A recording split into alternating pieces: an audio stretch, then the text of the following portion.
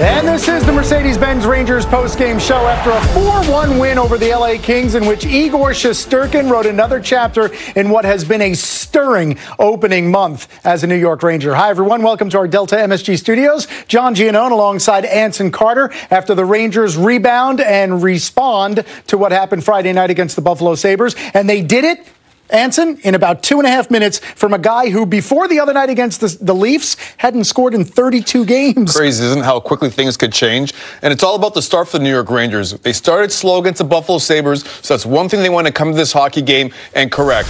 And that was important because LA Kings are a solid defensive team. Greg McKegg's first goal is as a result of the New York Rangers jumping in the forecheck. Now, would Jonathan Quick want to handle this one a little bit cleaner? Of course. But if the blue shirts didn't race up the ice and show some hustle to get up there, they wouldn't be able to take advantage of it. And it starts in their own zone. Lindgren lugs the puck up. He makes sure that he gets the red line. He dumps that puck in. Now you see the guys battle to try to get puck position. You see the puck go off of Jonathan Quick's stick, but you see two Ranger players right there, Lemieux and Howden, going hard to the blue paint area, and there's Greg McKegg coming in. Now, Drew Doughty tries to make up for his goaltender being out of position. He isn't able to make that save. The Rangers are on the board, and it's crucial against the LA Kings to score first, because that gets them back on their heels, because they're a team that has a hard time scoring goals, JG. Yeah, so on a night where, you know, most nights for the Rangers, it's been the expected guys like Zibanejad and Panarin and Kreider and those types. You get the secondary guys who are contributing. Before the game, David Quinn talked about what he's liked in 3 games from Phil DiGiuseppe, and that's not only his speed, but his willingness to do things in the less noticeable areas of the ice.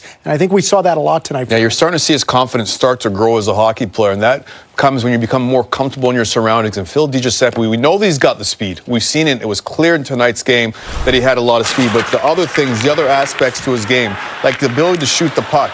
He's not afraid to fire pucks on net, supporting Phil Hedl as he goes to the front of the net. You got to play tough in these blue areas there, the blue paint. That's what we call the dirty areas. He's shown he's got the ability to get there and compete. But this is the speed we're talking about.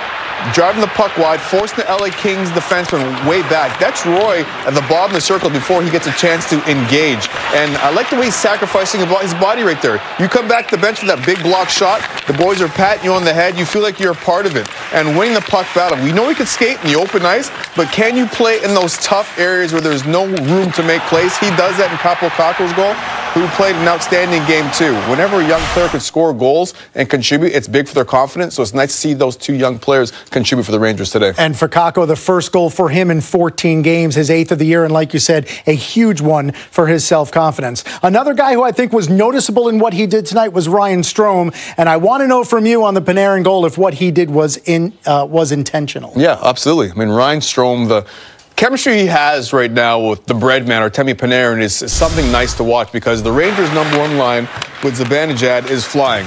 So to have a secondary line that the other team has to worry about, this is big for the New York Rangers Hockey Club. And all night long, you saw Panarin setting up Ryan Strome, putting the puck on his stick, and he's firing the puck at the net, not hesitating whatsoever, and that's what you want to see from those two players.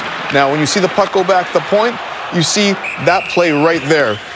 Both players in front of the net, that's exactly what you want them to be. Not playing the perimeter, you want them going to the blue paint and making life difficult for the opposing team.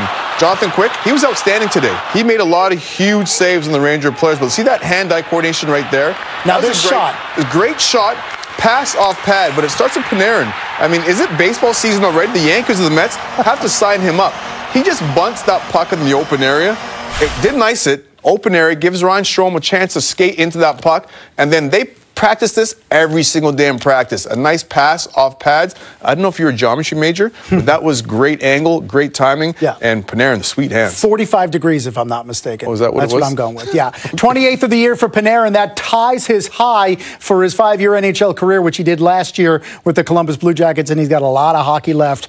And the rest was up to the goaltender. Igor Shesterkin now is 5-1 in 6 starts in the NHL. He has allowed only 14 goals in 6 starts. That's a 2.33 goals against.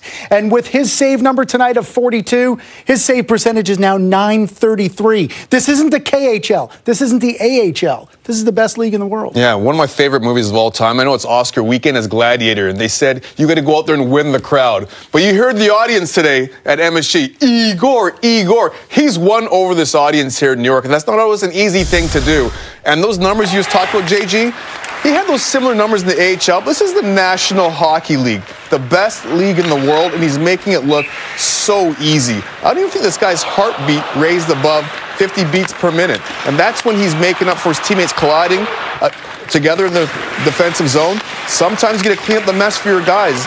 And having a goaltender playing with that kind of confidence, I know from an offensive standpoint, this gives you so much confidence to go out there and make plays and be creative and try different things because you know you have the human eraser back there in your own zone. He was outstanding. He was confident. He was calm. He directed pucks out of harm's way. He was aggressive. I think back to my conversation with Ben Allaire, the goaltending coach of the New York Rangers. He said his hockey sense is all world.